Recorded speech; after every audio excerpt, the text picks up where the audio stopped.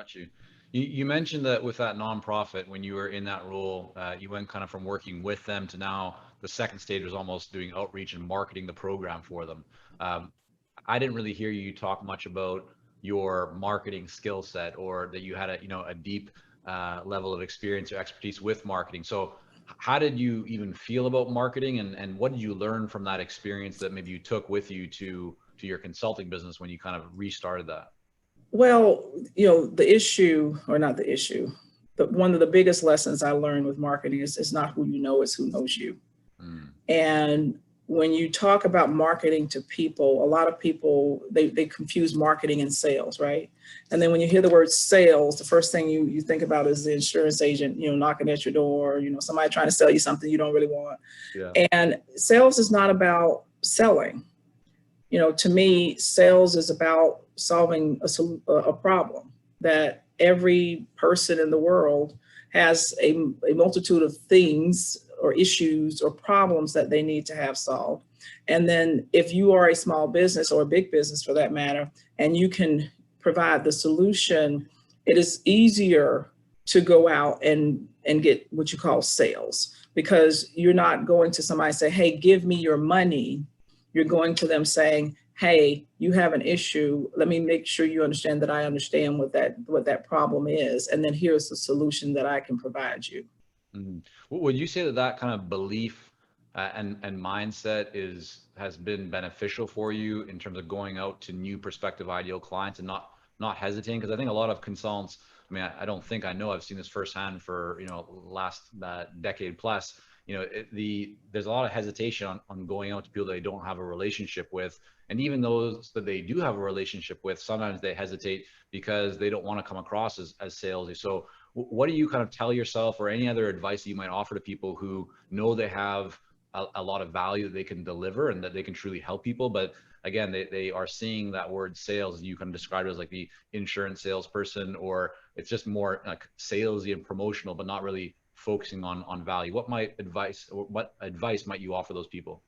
Well, one of the most important words that you said in what you just shared was relationship, because people do business with people they know, like, and trust. And if I'm coming to you, Michael, for the very first time, and I could have the best product since sliced bread, if you don't know me, why would you do business with me? The flip side of that is if you already have a provider, then I come in telling you that I'm offering, some water. What makes my water different than anybody else's water? I look at Dawn dish detergent, for example.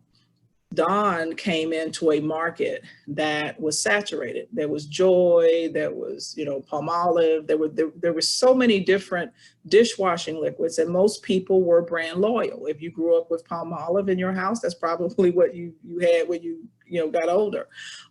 So it's the brand loyalty. But what Dawn did was they came up with a differentiator. You don't have to pour the entire bottle in the sink to get suds. So they made a concentrated solution that cut grease, because that was the main reason you end up having to do new dishwater, right? So the question that you have to ask yourself is, one, what differentiates you? What is your secret sauce or unique selling proposition that makes you different than everybody else? But then when you talk about consulting, you're really talking about not necessarily a commodity or a product, you're talking about a service. So now you're talking about building a relationship. So when I meet people and build a relationship so that they can begin to know, like, and trust me. And when they do that, then they typically come around asking for my product. I don't necessarily have, all I have to do is make them aware that I have one. And it's, oh yeah, that's Karen J Consulting. Let's call her, or let's call her team, because we know, what they offer.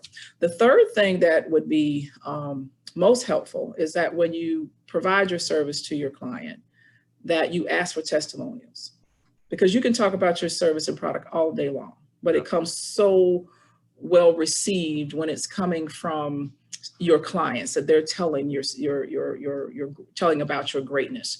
And then I've seen a lot of people on the bottom of their email signatures, or maybe on the bottom of their card, that says, hey, the best compliment that you can give me is a referral to somebody that you think that might need my service.